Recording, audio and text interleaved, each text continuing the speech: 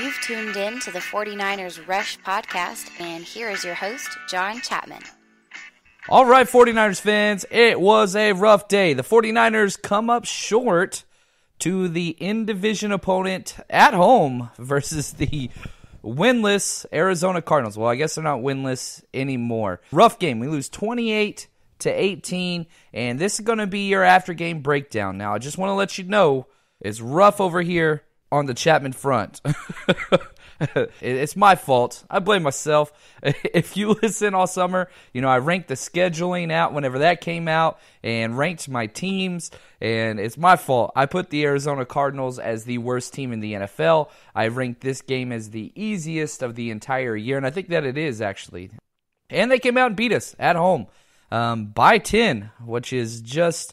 It's awful. And so, quick summary before I jump into MVP for the offense and defense and go through the drives and kind of just different things to take away. Our defense played well enough to win this game. Yeah, we gave up 28 points. One of those touchdowns was scored against our offense. Another one should have been scored against our offense, but outside of that very first play, that was that 75-yard bomb, where Kilo Witherspoon just played terrible trail technique, and Kyle Shanahan mentioned it at his press conference. He played single high cover 3. You expect somebody to be there in the middle, and we didn't have anybody there in the middle. No clue what Colbert was doing. He jumped the underneath route that was in bracket coverage on Larry Fitzgerald and was completely covered underneath and on top. And just, I don't know. He had to run past the wide open Christian Kirk to go cover a guy that was double covered. But whatever. But if you take away that one big outside, don't take it away. Outside of that one big play, the defense was unreal. Every single point that they scored was off of turnovers, and I'll get into that once we get to the defense. We lost this game because of C.J. Beathard and the offense. You don't commit 5 turnovers and win games, and you sure as hell don't win a game if you commit 5 turnovers and you force 0 against a rookie quarterback and the worst offense in the entire NFL. And on top of that, we only got 1 sack. I don't know. So anyway, turnovers were the name of this game. I'll get into the team stats here in a little while, but it's quite obvious. Just quickly, let's just do this right now. I want to prove my point. First downs. We had 3 times as many first downs, 33-10. They were 2 for 12 on third down efficiencies. We were 10 for 17, which is probably one of the best we've had all year, and that's with Jimmy G or without. We were unreal on third down, which was just great. Total plays, they had 49. We had 92. We almost outsnapped them twice. Total yards, we did double their total yards. They had 220. We had 447. And again, we both had 13 drives. The entire issue came down to penalties, which we had a ridiculous amount. Sacks. 4 sacks for 49 yards is what we lost. We only got 1 sack for 6 yards against them. That's been our curse for 3 years straight now. And turnovers, 5 turnovers to 0, 2 interceptions and 3 lost fumbles. 4 of those you got to put on CJ. He played terrible. His pocket awareness is next to 0. Even on the fumbles that happened, he had time. The problem is he doesn't climb the pocket or step up into the pocket. The one where Chandler Jones came around the edge and tipped the ball, there was, C.J. Beathard, it was a huge drop, and so he's 7 to 8 yards deep behind the line of scrimmage. He has 5 to 6 yards to step up. There was absolutely 0 pressure in front of his face. He just never climbed the pocket, and so Joe Staley blocked perfectly. I don't know. You've got to change the way that you operate in the pocket. And another thing about that is the tip passes. We had at least 7 tipped passes because Beathard telegraphs where he's throwing, and he's got a long windup. He doesn't always. Sometimes it's quick, but if his kind of stretch motion, it's a long windup. And anyway, it's what it is. So injuries, real quick.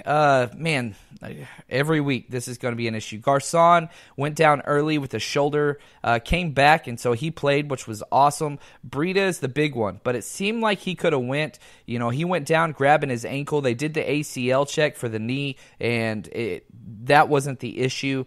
Breida kept wanting to get back into the game. You could see him on the sidelines. They retaped both his ankles. and then they forced him to go back and basically said no. But man, he looked amazing. Western Richburg went down for a little bit at the end. He walked off under his own power, but I mean, our entire starting 5 offensive line outside of Laken Tomlinson is injured. Alfred Morris, I don't know what happened there. He went down at the end of the game and did not come back in the fourth quarter. It wasn't like his injury. He limped off the field. Not quite sure what that is. That's why Kyle Juszczyk was out there for the entire last 2 drives, and he looked amazing. Let's just be honest. So, real quick, and this to tell you the story of why we lost the game. I'm going to go through the 13 drives just quickly and let you know why we lost it. Now, we came out on fire. Touchdown pass to Breida on the shuffle pass, and it was awesome. The opening drive was unreal. It was all quick, short passes, high percentage passes, and just quick strikes. We didn't want any negative plays, and it just worked wonderfully. Then we missed the extra point. We lost special teams and we lost offense, but we won defense. That's kind of what it is. And if you win 2 out of 3, you got a chance. Usually 2 out of 3 phases of the game you usually win. But we did not. We lost 2. We lost special teams big time, and we lost. Our offense got just utterly destroyed. Now, the second drive, interception off of a Garcon dropped pass. Garcon had 4 drop passes in this game. You could credit him with up to 6 that hit his hands, but 4 of them were just drops. After that, punt. After another dropped Garcon's ball, then we got a sack, gave up a sack, and then we had a punt. Fourth drive, fumble by Raheem Mostert. And right here, if you want to talk positive about CJ, you can mention his stats, his yards. He put up 3 total touchdowns, 2 passing, 1 rushing. But, Raheem Mostert fumbles the ball on his first carry of the game. And Patrick Peterson picks it up and is off to the races. One of the fastest people and most athletic people in the entire NFL. CJ Beathard got up, chased him down, and made a touchdown-saving tackle. They ended up getting, So, I mean, that's the thing.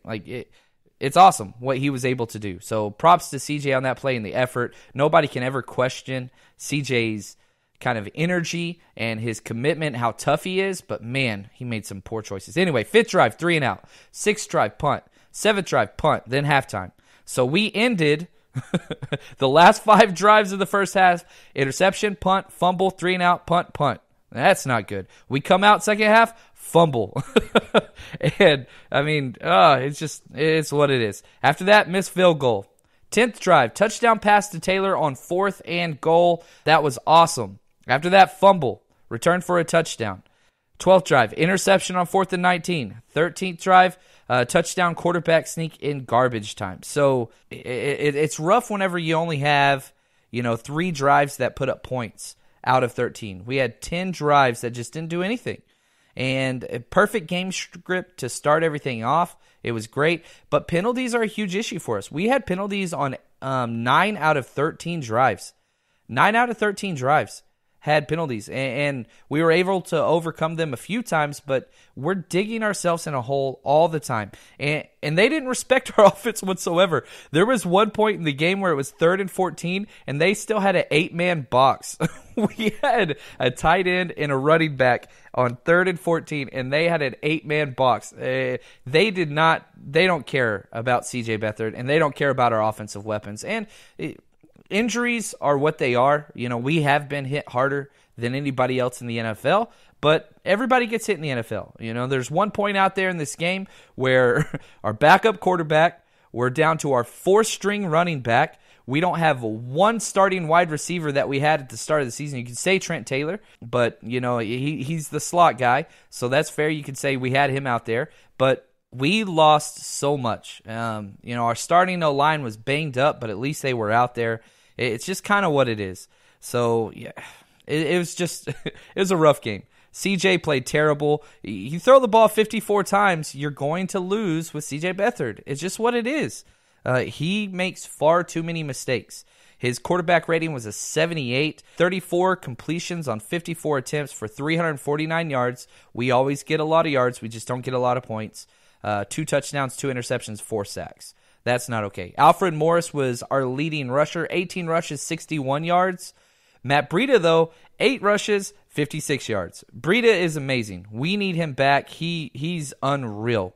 Juszczyk even got a carry, 1 carry for 12 yards, and Mostert 5 touches, 5 carries for 11 yards and a fumble. That was not okay. Receiving-wise, Pierre Garçon had 12 targets. He caught 5. Now, he had one of the best catches of the game. You know, he was running one way and changed his momentum and dove backwards and made a great catch, but way too many balls are hitting his hands, and he's just not bringing them down. I know Beathard throws it really, really hard, but that's what you do on slant routes, and especially with somebody like Pierre Garçon who doesn't get separation. He's a possession receiver. You've got to catch those, and he's just not doing that. Definitely needs to step up his game. George Kittle was amazing as always. 5 receptions on 7 targets, and even dropped a touchdown pass that was thrown perfectly, but we still scored on that drive. 5 catches for 83 yards. Juszczyk, he's my offensive MVP. He was unreal, lights out, start to finish, great blocking, great receiving, even had the one awesome rush. He was the best player we had. So if you want to look for silver linings, we got to get this guy more involved. I don't think Mostert's going to be getting much more playing time outside of just giving breathers. I think Kyle Juszczyk is going to be the third down back from here on out, whether it's Alfred Morris and Breida or whatever. We got to keep him on the field, and we need to get him as many targets as possible. He's a mismatch. He 7 targets. He caught 6 for 75. That's unreal, and almost had a touchdown. Trent Taylor, 7 of 8 targets. He came on late big time. He was very quiet through the first quarter and then stepped it up. Bourne was okay, had a couple drops. It's who he is. 4 receptions on 7 targets. Alfred Morris, man, 3 catches for 30 yards. So there's some good things to look at offensively. Our offensive line is getting great movement. Mike McGlinchey might be our number 1 offensive line player already. We're 5 weeks into the season. He's playing lights out. In the run game, he's just mauling people. He is absolutely legit. We need people just to stay healthy. That's just what it is. Now, defensively, let's jump over here. It's about to get. I'm glad we're ending on the defense because they actually played their best game by far. Cassius Marsh, what's up? The MVP of the defense, which makes me very happy. You know, I've been very critical of him, but the last 2 games he has put forth awesome games. Got our only sack and our only quarterback hit. You know, that counted. If Buckner had 3 QB hits, but again, they weren't like huge hits or anything like that, just kind of pushing whatever else. But 4 tackles, 3 of them were solo. And outside of that, man, our defense, it was pretty boring. This is a boring football game as far as everything went with just punts. It was just punt, punt, punt, punt, punt. So let me list the 13 drives that we had here for them. Right off the bat, their very first play, 75-yard touchdown play, and that was on Aquilo and on Colbert. Colbert, it was the person to blame, but Aquilo was not playing well. Aquilo never plays well anymore. He's got to step up his game. And him and Mabin were just switching out, basically alternating series, and Mabin looked 100 times better. I would not be surprised if Mabin is starting next week, but I was pretty surprised when Aquilo was starting this week. I really feel like Mabin's earned the right to be a starter. But so first drive, right off the bat, they get the big play. Second drive, 3-and-out punt. Third drive, punt. Fourth drive, touchdown run, but it was the short drive right after the Patrick Peterson fumble return. Fifth drive, 3-and-out punt. Sixth drive, 3-and-out. This was a drop pass by Chase Edmonds that forced the punt there. Reuben Foster lost him in coverage, but still. Seventh drive, time expired at the half. Coming out, 8th drive, right out of halftime. 3-and-out punt, which was awesome. Great tackle for loss just from everybody. It was a kind of run gap blitz. Eric Armstead crashed it down. Buckner got in there as well, and Reuben Foster blitzed to make an awesome play. So then after that, punt. After that, punt. 11th drive, 3-and-out, and then the very last one, touchdown run by Johnson, again, off of the short field interception. So they only really scored on 2 drives outside of that first play that was just stupid by our free safety. But all their scoring drives were against, turnovers. They had short fields. They couldn't drive on us at all. And it's what it is. You know, I will say this. Fred Warner probably had his worst game as a pro. And I said the same thing last week. This one was worse. So I'm not quite sure what's going on. But he is never around the ball. He's not anywhere around. He only had 3 tackles, which is not okay for that Mike linebacker position in this defense. It's just blockers are getting to him every play, and he's taking himself out of angles and all those things. So that's something to watch on, because if we're going to be a great defense, we've got to have him play better. Buckner, he's continuing to trend in the wrong way. He's a very, very talented guy, but it's not going well. It's not going well. Sherman played great.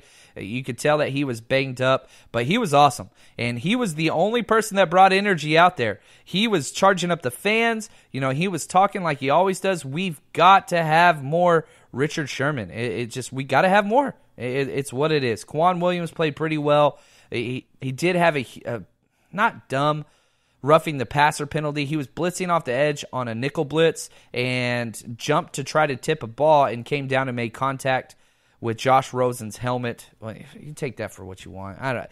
He wasn't doing it intentionally. I don't think it was a great call, but it's what it is. So that's kind of our defense. Real quick, let me jump on about our sponsor, MyBookie. If you are a betting person, head over to MyBookie, MyBookie, and use the promo code RUSH100. This is probably going to be, we are nearing the end of our sponsorship deal with them, and we just want to say thanks to those guys. They are legit. If you are a betting person, head over there and use that promo code, and they will match your initial deposit dollar for dollar. Again, that's RUSH100, RUSH 100. And the best thing, when you win, they pay. They got all kinds of different betting on everything, so head over there and make some money. Now, real quick, what I want to talk about is just kind of a snapshot of where we are. And this maybe will sum up how I feel about this season. As soon as the game was over, I went straight to the standings, and 49ers fans, we've had this in our past before, and I immediately started counting how many teams have our record and what is the draft position for next year. And I know this, I'm not writing off this year, but I want some silver linings here. As of right now, the strength of schedule is not finished, but again, there are 6 other teams with a 1-4 record. We are tied for dead last, guys. That's where we are. And the way that those ties work is strength of schedule, and ours is absolutely awful. So if the draft was today, we would be picking top 3. I hate that it's early October, and I'm already looking at that, but it's part of being a draftnik, and this is what the NFL is. You got to say it. We are definitely one of the worst teams in the NFL, and our schedule's not getting easier.